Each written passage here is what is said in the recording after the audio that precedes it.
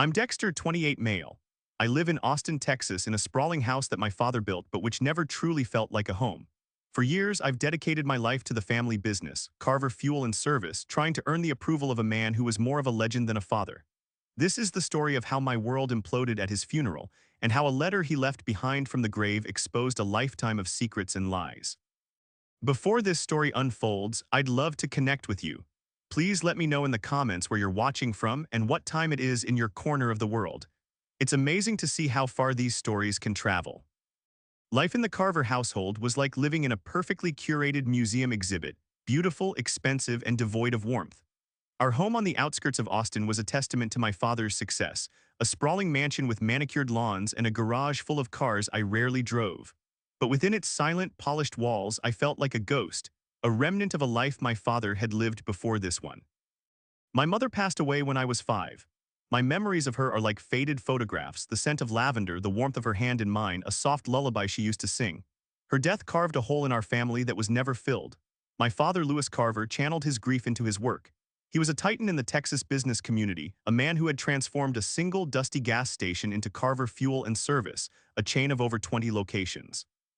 He was respected, admired, and charitable, funding schools and community programs. To the world, he was a saint. To me, he was an absence. 3 years after my mother's death, Saudi entered our lives. She was striking with sharp blue eyes and an even sharper mind. She wasn't cruel in the storybook stepmother sense, she was worse. She was indifferent. Her affection was a currency she spent exclusively on Liam, the son she had with my father who was 9 years younger than me. I watched from the sidelines as she doted on him, reading him stories, celebrating his smallest achievements, and wrapping him in the maternal warmth I craved. With me, her interactions were clipped and polite, her smiles never quite reaching her eyes. She saw me as part of the estate, a fixture that came with the house. My father tried to be fair. He taught me practical things, how to change a tire, how to balance a checkbook, how to read a profit and loss statement. He attended Liam's baseball games and helped him with his school projects. But he was a man perpetually distracted by the demands of his empire. The four of us rarely sat down for a family dinner, and when we did, the silence was punctuated only by the clinking of silverware and Saudi's pointed remarks about Liam's needs. I can't remember the last real heart-to-heart conversation I had with my father. The closest we ever came was on my 15th birthday. He took me to the very first Carver fuel station, its sign weathered by the Texas sun. He put a hand on my shoulder, a rare gesture of physical affection, and said, "This is where it all started, Dexter. If you want it, one day it could all be yours." That single moment became my North Star. I poured everything I had into becoming the son he could be proud of. I earned a business degree and joined the company from the ground up. I didn't want the whispers of nepotism following me through the hallways. I worked the gas pumps in the blistering summer heat, I balanced the ledgers late into the night, and I personally supervised the staff at our busiest locations. I introduced modernized payment systems and expanded our convenience stores, initiatives that led to the opening of 3 new stations in 4 years. My efforts didn't go unnoticed. My father started to see me not just as his son, but as a capable businessman. One afternoon, he called me into his vast mahogany-paneled office. "You've done well, Dexter," he said, his voice laced with a gruff pride. "I'm proud of you." Those words were worth more to me than any inheritance. But my success only seemed to deepen the rift at home. My colleagues respected my competence, but Liam saw my achievements as a personal slight. He was in college now, and whenever my father praised my work, a shadow of envy would cross his face. Saudi remained a polite stranger, her cool demeanor a constant reminder that I was an outsider in her version of the family.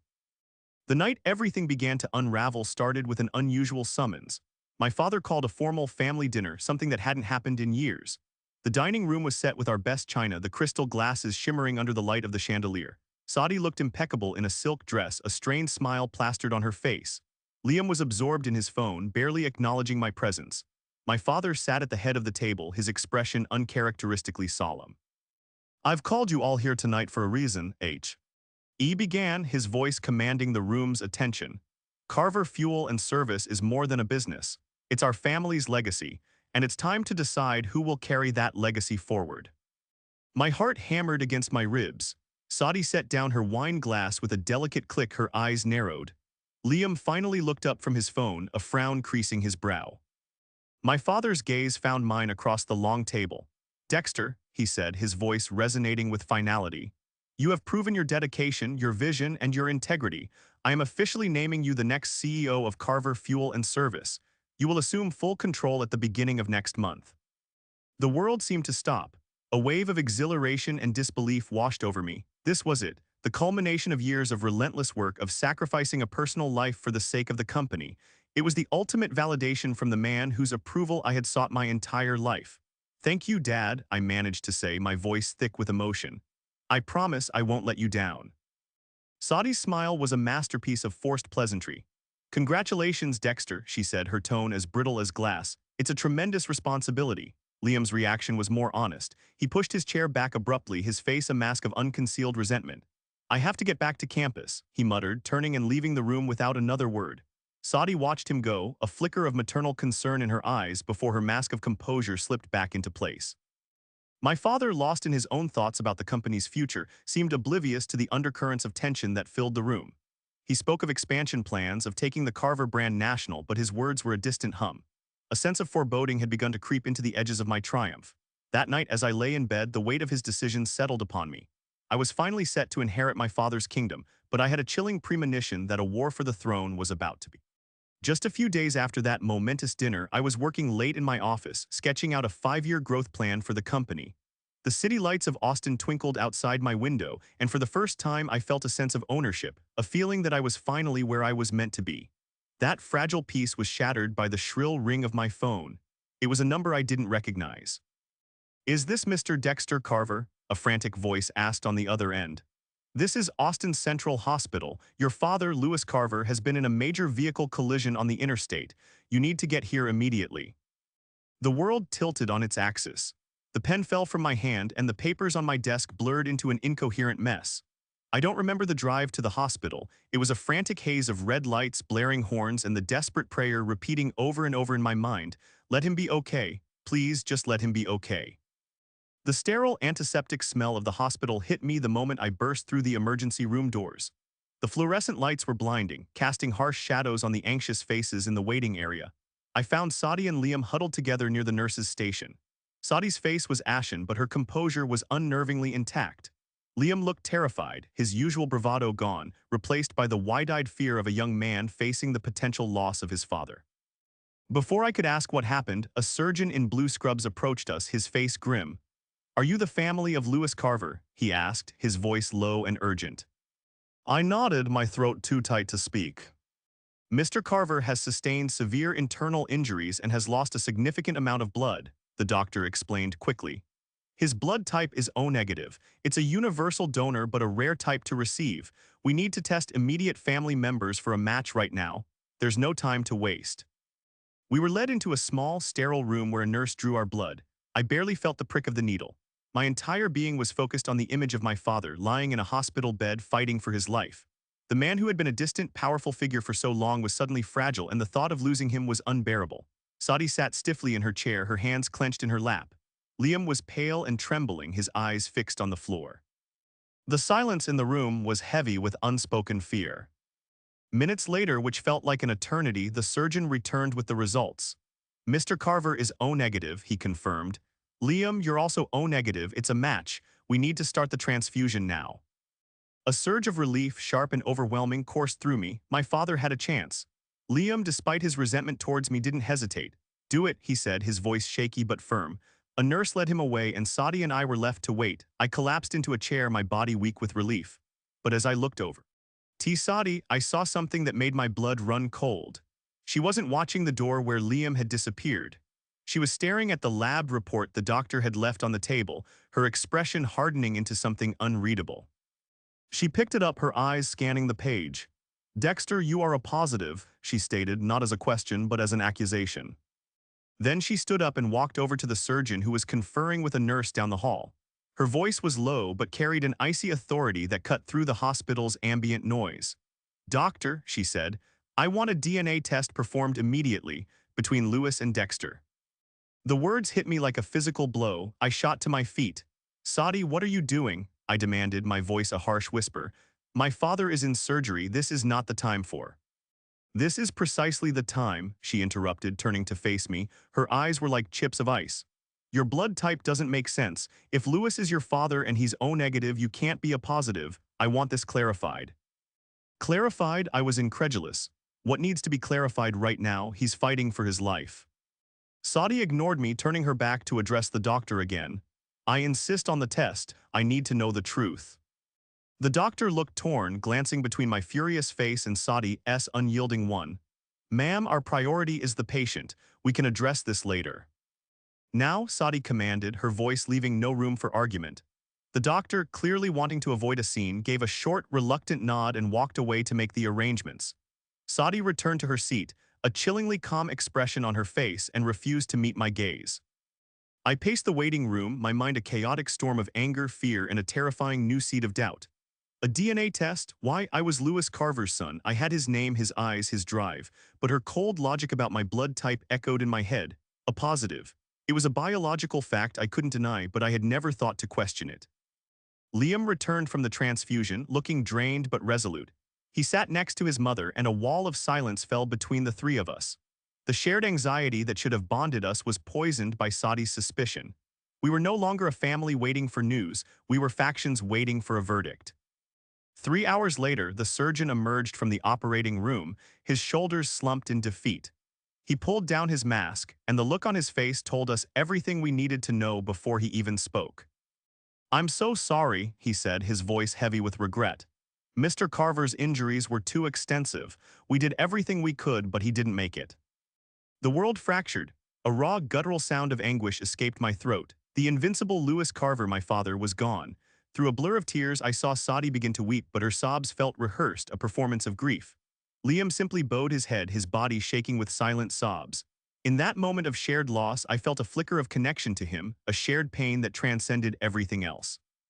But then Sadi looked up. Her eyes, though wet with tears, were fixed on me with a look of cold, calculating triumph. My father was gone, but I knew with a horrifying certainty that my battle had just begun. The day of my father's funeral was unnaturally bright. Sunlight streamed through the stained glass windows of St. Mary's Church, painting the somber crowd in kaleidoscopic colors that felt jarringly out of place. The air was thick with the scent of white lilies and the low murmur of condolences. I stood by the polished oak casket, dressed in a black suit that felt like a cage, struggling to maintain my composure. Relatives, friends, and dozens of Carver Fuel employees filed past, offering handshakes and whispered sympathies, their eyes filled with a mixture of pity and curiosity. To them, Lewis Carver was a pillar of the community, a self-made man, a philanthropist. But to me, he was the foundation of my world, and that foundation had crumbled to dust. I stared at his peaceful face, wishing for one last chance to tell him I would protect his legacy, to thank him for finally believing in me. But the words were lodged in my throat, trapped behind a wall of grief. Sadi and Liam sat in the front pew. Sadi was the picture of a grieving widow, clad in black lace with a veil covering her face. But there was a rigid set to her shoulders that betrayed her performance. Liam, now a young man of 19, sat beside her, his expression unreadable. He hadn't spoken more than a few words to me since the night at the hospital, and his silence was a constant, gnawing presence. The invisible wall Sadi had started building years ago had now become an impenetrable fortress between us. The priest delivered a moving eulogy praising my father's generosity and vision. "Lewis Carver didn't just build a company," he said, his voice echoing in the vaulted ceilings. "He built a family, a legacy of kindness and integrity." Family, the word felt like a lie. My family was a collection of lonely people living under one roof, bound by a name but not by love. After the sermon, several people came forward to share their memories. An old employee spoke of how my father had paid for his daughter's medical bills. A neighbor tearfully recalled the community barbecues my father hosted every 4th of July. Each story added another layer to the complex man I had never fully known. I wanted to stand up and share my own memory, the day he took me to that first gas station and planted a dream in my heart, but I couldn't trust my voice not to break. As the service was drawing to a close, just as the priest invited the family for a final prayer, Sadi rose from her seat. She moved to the podium with a slow, deliberate grace and lifted her veil. Her face was pale, but her blue eyes were sharp and clear. "I would like to say a few words," she announced, her voice ringing with a chilling clarity that silenced the entire church. A shiver of dread snaked down my spine. This was not the act of a grieving widow. This was the opening salvo of a war. She gripped the sides of the podium, her knuckles white. She scanned the crowd, letting her gaze rest for a moment on the most influential members of the board and our extended family before finally locking eyes with me. We are here today to mourn the loss of a great man, she began, her voice smooth and practiced. A wonderful husband and a dedicated father. But as we honor his memory, we must also honor the truth. And there is a truth about Lewis's family that I believe everyone here has a right to know. My blood ran cold. I could feel every eye in the church turn towards me. I wanted to shout to stop her, but I was frozen in place, a spectator at my own execution. Dexter, she said, and my name sounded like a verdict, is not Lewis Carver's biological son. A collective gasp swept through the church, followed by an unnerving, absolute silence. It was as if she had sucked all the air out of the room. I felt the weight of hundreds of stares, shocked, disbelieving, and speculative. This woman, who had shared a home with me for 2 decades, had just detonated a bomb in the middle of my father's funeral. She held up a single sheet of paper. I have the results of a DNA test requested on the night of his passing, she declared, her voice unwavering. Lewis had O-negative blood. Dexter is a positive. The science confirms it. There is no biological link. I am only bringing this to light for the sake of transparency to protect Lewis's true legacy. Whispers erupted, spreading through the pews like a virus. Is it possible? How could Lewis not know? That poor boy. My face burned with a humiliation so profound it felt like a physical fire. She had chosen this moment, before my father was even in the ground, to publicly strip me of my identity and my birthright. My Aunt Martha, my mother's sister, shot to her feet. "Saudi, have you no decency?" she cried, her voice trembling with outrage. "This is a funeral, not a courtroom." But Saudi was unmoved. Her icy gaze remained fixed on me. "The truth is the truth," she stated simply. "If Dexter is not Lewis's son, then he has no claim to Carver Fuel and Service. The company should pass to Lewis's true bloodline." True bloodline? The phrase was a dagger to the heart. I looked at Liam, desperately hoping for some sign of support, some flicker of defiance against his mother's cruelty. But he just sat there, his head bowed, his silence a tacit endorsement of her words. In that moment, I had never felt more alone. Summoning a strength I didn't know I possessed, I took a step forward. "Saudi," I said, my voice quiet but steady, cutting through the murmurs, "you can do whatever you feel you must, but this day is for him." I gestured towards the casket. "If you ever had a shred of respect for my father, you will let him rest in peace." A few people in the crowd murmured in agreement. Saudi's lips thinned into a hard line, but she said nothing more. She returned to her seat, her mission accomplished. The rest of the ceremony was a blur.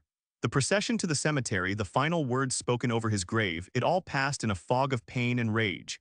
People avoided my eyes, their condolences now tinged with an awkward pity. After everyone had left, I remained by the freshly covered grave. The scent of lilies and damp earth filled the air. I laid my hand on the temporary marker bearing his name. "Dad," I whispered, the word catching in my throat. "I don't know what the truth is anymore, but I swear to you I will not let her destroy what you built."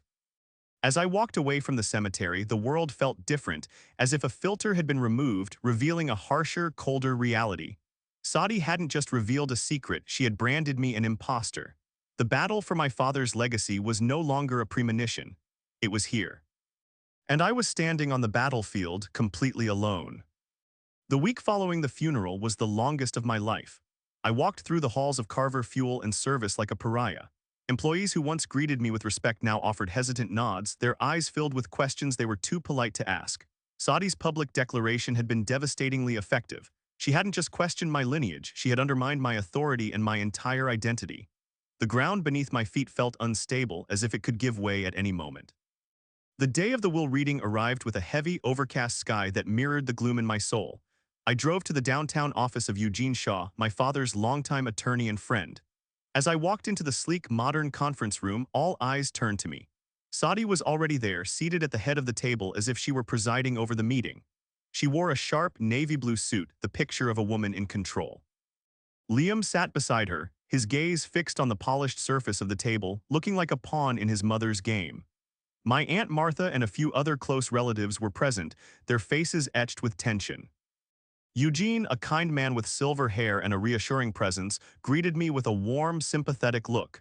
"Dexter, thank you for coming. Please have a seat." I took a chair directly across from Saudi, meeting her cold, triumphant stare without flinching. The air in the room was thick with anticipation. This was the moment of truth, the final act in Saudi's carefully orchestrated drama. Eugene cleared his throat and placed a thick leather-bound folder on the table. "We are gathered today to read the last will and testament of Lewis Carver," he announced, his voice formal and steady. This document was finalized and signed 6 months ago and is legally binding. My heart pounded against my ribs. Saudi sat perfectly still, her hands clasped before her, a faint, confident smile playing on her lips. She believed she had already won. Eugene opened the folder and began to read. He went through the smaller bequests first, donations to my father's favorite charities, sentimental items left to old friends. Then he came to the main assets. Regarding the controlling shares, operational authority, and all associated properties of Carver Fuel and Service, Eugene Reed, his voice clear and deliberate, Lewis Carver bequeaths them in their entirety to his son, Dexter Carver. A stunned silence fell over the room. My mind struggled to process the words. To his son, Dexter Carver, my father had still called me his son. I risked a glance at Saudi. The color drained from her face, her confident smirk dissolving into a mask of pure disbelief. Liam looked up, his eyes wide with shock. Before the relief could fully set in, Saudi shot to her feet, her chair scraping loudly against the floor. "That's preposterous," she cried, her voice shrill. "This will is invalid. Dexter is not his son. I have proof." She brandished the DNA test results as if they were a weapon. Lewis would never have left his life's work to a fraud. He must not have known the truth when he wrote this. The room buzzed with renewed tension. My aunt looked horrified by Saudi's outburst. Liam seemed to shrink in his chair, caught between his mother's fury and the will's undeniable decree. "Mrs. Carver, please," Eugene said, his tone calm but firm, "if you would allow me to finish." He held up a hand to quell the rising chatter. Saudi, seething, reluctantly sat back down. Eugene then reached into the folder and produced a sealed, cream-colored envelope. My father's distinct, bold handwriting was on the front. It read, "To be opened only if my son Dexter's lineage is questioned." My breath caught in my throat. My father had known. He had anticipated this, foreseen Saudi's betrayal, and prepared for it. "Lewis was a thorough man," Eugene said, breaking the seal. He pulled out a 2-page letter and a folded medical document. He looked around the table, ensuring he had everyone's undivided attention. Lewis left this personal letter to be read in this exact scenario. He unfolded the pages and began to read my father's words aloud. His voice seemed to take on my father's deep, resonant cadence. "I, Lewis Carver, write this in full possession of my faculties. I am aware that after my passing, questions may arise about my son, Dexter. Let me be perfectly clear. I have always known that Dexter is not my biological son." The room fell deathly silent. Saudi's expression was one of pure shock. This wasn't going according to her plan. Eugene continued reading. "The truth is, due to a medical condition, I have been infertile my entire adult life.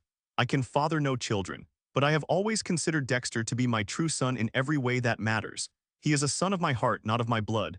I chose him to lead my company because I saw in him the same fire and integrity that I hope I possessed. He earned his place. Blood does not determine legacy, character does." I felt tears welling in my eyes. My father knew all along. The distance I had always felt from him wasn't because of a secret I was a part of, but a pain he had carried alone. All my efforts to prove myself worthy, he had seen them for what they were, the actions of a devoted son.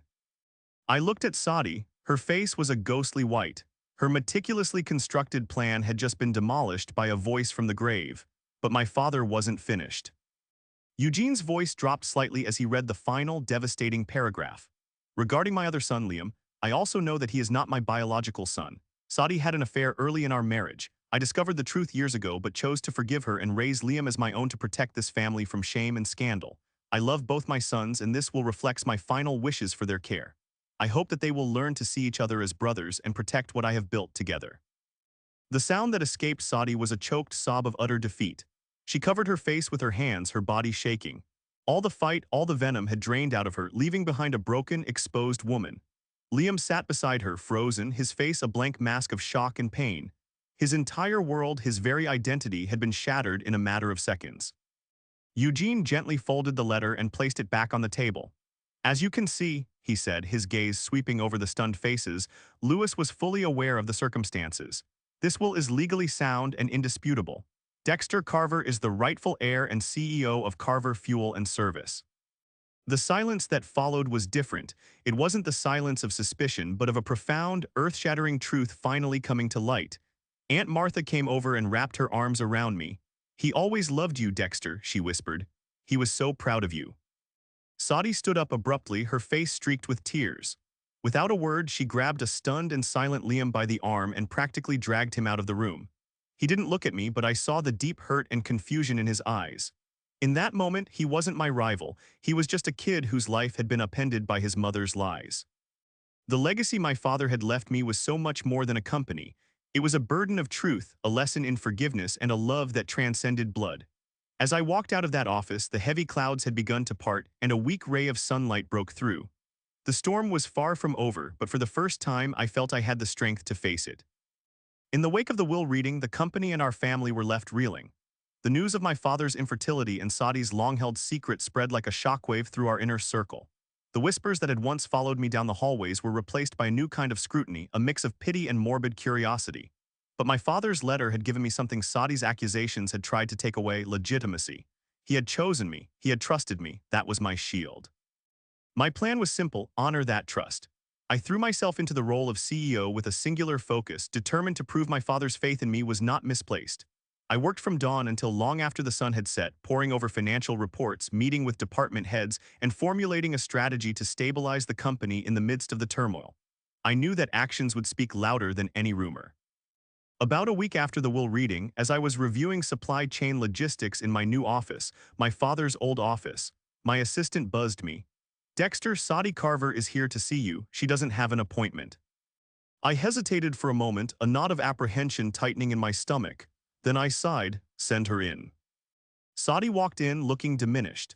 The sharp, commanding presence she once exuded was gone, replaced by a weary fragility. Her eyes were puffy, and she wasn't wearing the immaculate business attire she favored. She looked like a woman who hadn't slept in days. I gestured to the chair opposite my desk, the same chair I had sat in years ago when my father had praised my work. "Dexter," she began, her voice barely a whisper. She couldn't seem to meet my eyes. I want to apologize." I remained silent, waiting. This was not the Sadi I knew. "I was wrong," she continued, her hands twisting a handkerchief in her lap. "I was blinded by my fear for Liam's future. I thought I was protecting my son. Lewis was my husband for over 20 years. I just wanted to ensure his legacy went to," she trailed off, unable to say the words, "his blood." My anger, which had been a simmering fire for weeks, began to cool, replaced by a cold clarity. "You wanted to protect Liam?" I asked, my voice even. "My father left him $1 million trust fund for his education and future. He left you a home and a generous annual income. He took care of both of you, Sadi. This was never about protection. This was about greed and control." She looked up then, and I saw a flicker of the old defiance in her eyes. "It's Lewis's life's work. It's our family's company. I thought that perhaps, if we could share control, we could present a united front, keep the business stable." I almost laughed at the audacity. "Share control?" I leaned forward, resting my elbows on the desk. "Sadi, you stood up at my father's funeral and publicly branded me a fraud. You tried to invalidate his final wishes based on a secret you knew was a lie. You gambled everything on destroying me, and you lost. There is no sharing control." Her face crumpled, the last of her fight seeming to drain away. She knew I was right.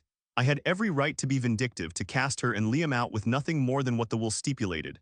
But as I looked at her, I didn't feel triumph. I just felt tired. And I heard my father's words echoing in my mind. I chose to forgive her to protect this family. I softened my tone. "My father's will is his final word. I will not alter it, but I also won't throw you out on the street. You and Liam are welcome to stay at the Carver estate for as long as you need. The home is large enough. I have no intention of taking away the only home Liam has ever known." I was sincere. Despite the profound hurt she had inflicted, she was still Liam's mother, and Liam, regardless of the circumstances of his birth, was still the boy my father had raised as a son. My father had chosen forgiveness. Maybe I could too. But my offer of grace was not received as such. To Sadi, it was an act of charity, a confirmation of her defeat. Her expression hardened and a venomous rage ignited in her eyes. She shot to her feet, her voice trembling with fury. "You think you're so magnanimous, don't you?" she hissed. "Tossing us crumbs from the table like we're beggars. You who aren't even a real Carver have taken everything, everything that should have belonged to my son." "I didn't take anything," I replied, my voice rising to match hers. "And let's be clear, Sadi. According to your own logic about bloodlines, Liam isn't a real Carver either. My father made a choice. He chose character over biology. I am honoring his choice."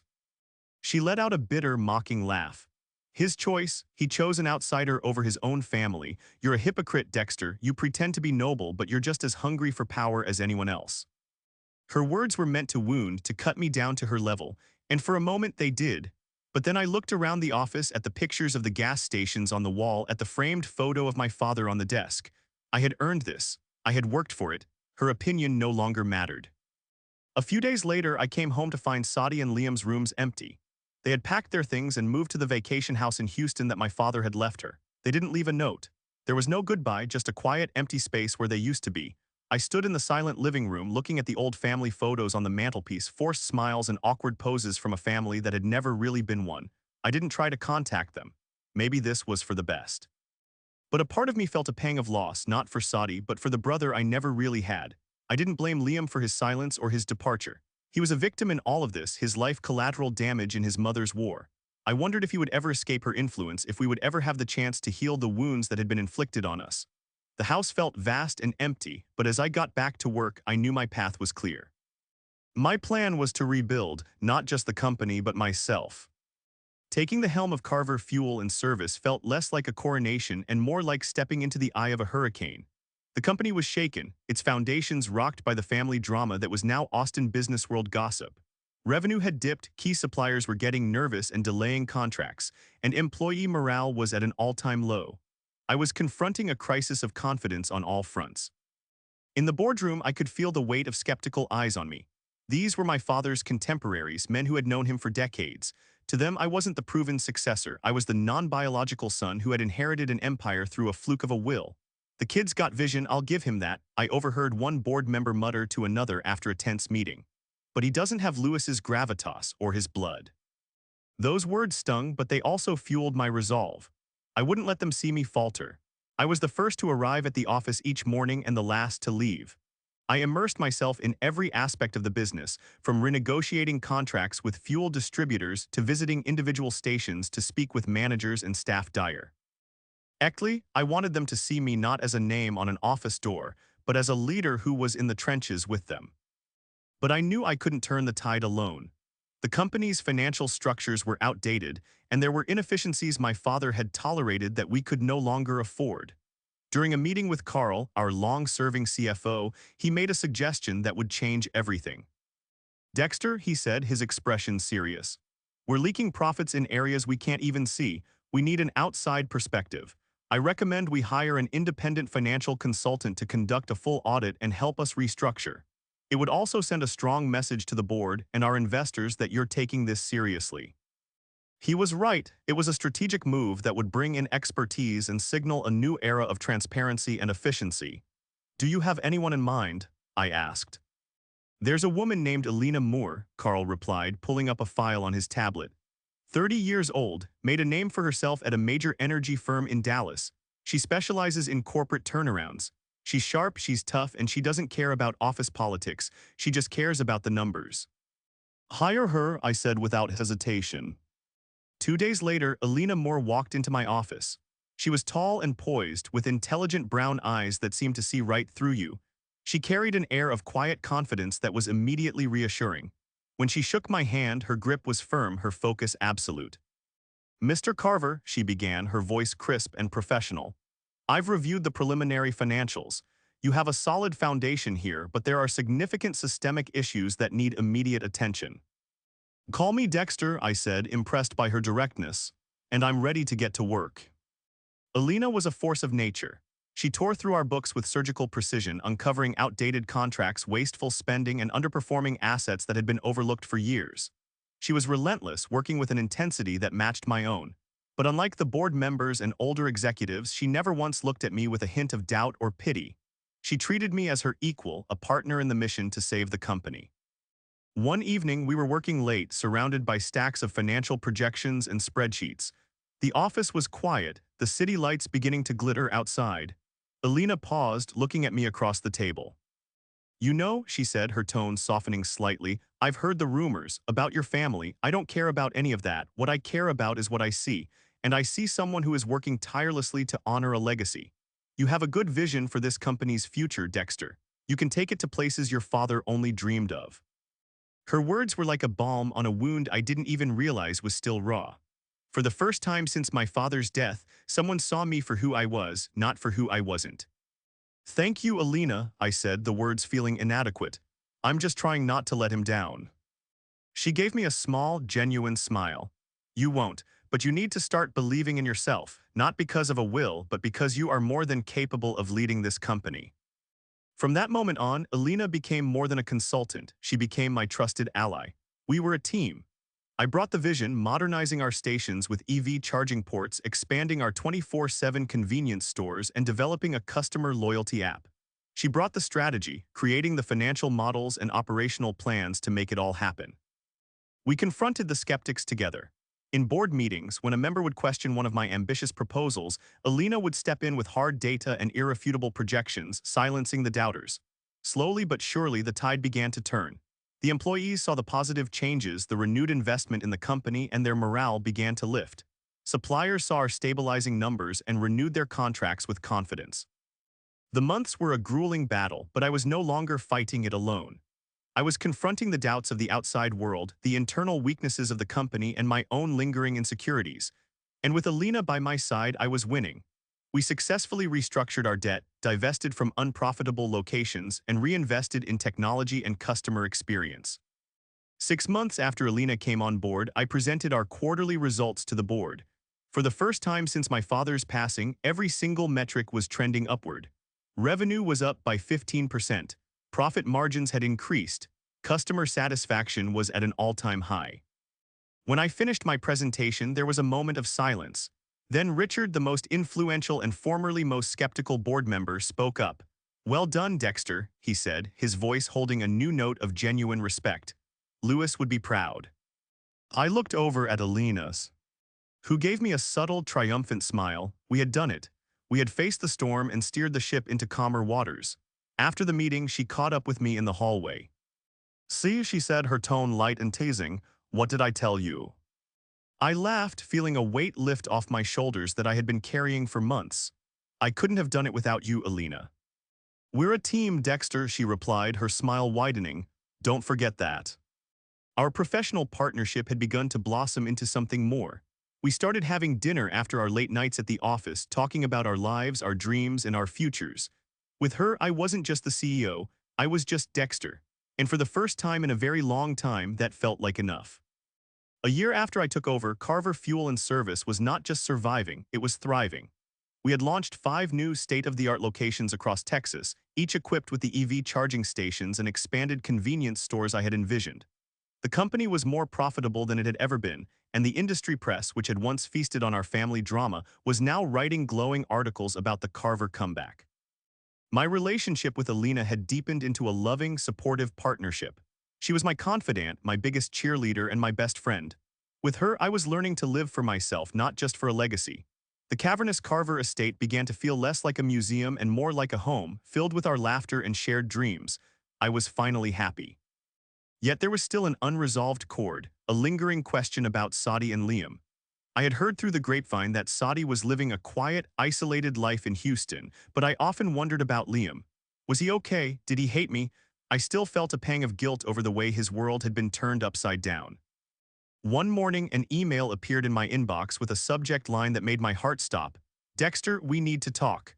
It was from an unfamiliar address, but I knew instantly who it was from. My hand trembled slightly as I clicked it open. "Dexter. It's Liam. I know you probably have no reason to want to hear from me. I was a coward. When Mom stood up at the funeral, I should have said something. I should have stood by you. I was just lost, and I'm sorry. Living in Houston has given me a lot of time to think. I don't want to be defined by our parents' mistakes. I miss Dad, and I miss the idea of what we could have been as brothers. I want to be a part of Dad's legacy, not by fighting for a piece of it, but by helping to build it. I want to come back to Austin and work for Carver Fuel and Service. I'll start at the bottom. I'll pump gas, I'll clean the floors, I'll do whatever it takes to earn my place. Please, can you give me a chance?" I read the email 3 times, a storm of emotions churning inside me. The hurt from his past silence was still there, but it was overshadowed by a powerful sense of hope.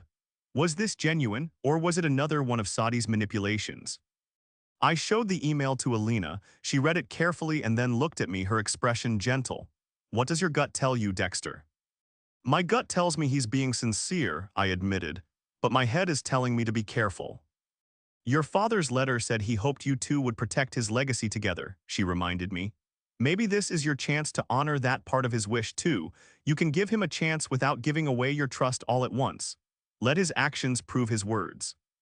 She was right. I replied to the email and agreed to meet Liam at a neutral coffee shop downtown. When he walked in, I was struck by how much he had changed. The arrogant, entitled boy was gone. In his place was a young man with a quiet humility in his eyes. He looked older, more world-weary. "Thank you for meeting me," he said, his voice earnest. "I meant every word in that email, Dexter. I was so angry and confused, and I let Mom's bitterness poison me. But that's not who I want to be. I want to make Dad proud." I studied his face, searching for any sign of deception, but all I found was a sincere, painful regret. "All right, Liam," I said, making a decision. "You can have a chance. You'll start as a trainee at the original station, the one Dad started. You'll report to the station manager and you'll get no special treatment. You'll earn your place just like I did." A look of immense relief washed over his face. "Thank you, Dexter," he said, his voice thick with emotion. "I won't let you down." And he didn't. Liam worked harder than anyone. He took the worst shifts, performed the most menial tasks without complaint, and treated every customer and colleague with respect. The older employees who remembered my father from his early days saw the same work ethic in Liam. "He's a carver through and through," one of them told me. I started mentoring him just as my father had mentored me. I taught him the boo Sinis from the ground up. In our late-night sessions at the office, the walls between us finally came down. We talked about our father, about our fractured childhood, and about the future. "Are you still angry with me?" he asked one night, his gaze vulnerable. I admitted honestly. "But I'm not anymore. We were both caught in a storm that wasn't of our making. What matters now is how we move forward." A year after his return, Liam had earned the respect of everyone in the company, including me. He had a natural talent for marketing and customer relations, and I promoted him to a management position where his skills could shine. We became a true team, our strengths complementing each other perfectly. The Carver brothers, as the local business journal dubbed us, were taking the company to new heights. On the 30th anniversary of the founding of Carver Fuel and Service, we held a large gala. As I stood on the stage, with Liam by my side and Alina smiling at me from the front row, I felt a profound sense of peace. "My father, Lewis Carver, taught me that family isn't about the blood you share," I said to the crowd, my voice clear and strong. "It's about the people who stand with you in the storm. It's built on love, forgiveness, and a commitment to show up for each other. That is his true legacy." I looked at Liam and he smiled back, a real brotherly smile. We had found our way back to each other. After the event, I stood outside that first gas station, the moonlight illuminating the old weathered sign. I was no longer the lonely boy trying to earn his father's love or the doubted heir fighting for his name. I was Dexter Carver, a man who had learned that your real inheritance isn't what's left to you, but what you build, who you love, and who you choose to forgive. And with my brother and the woman I loved by my side, I was ready to build the future.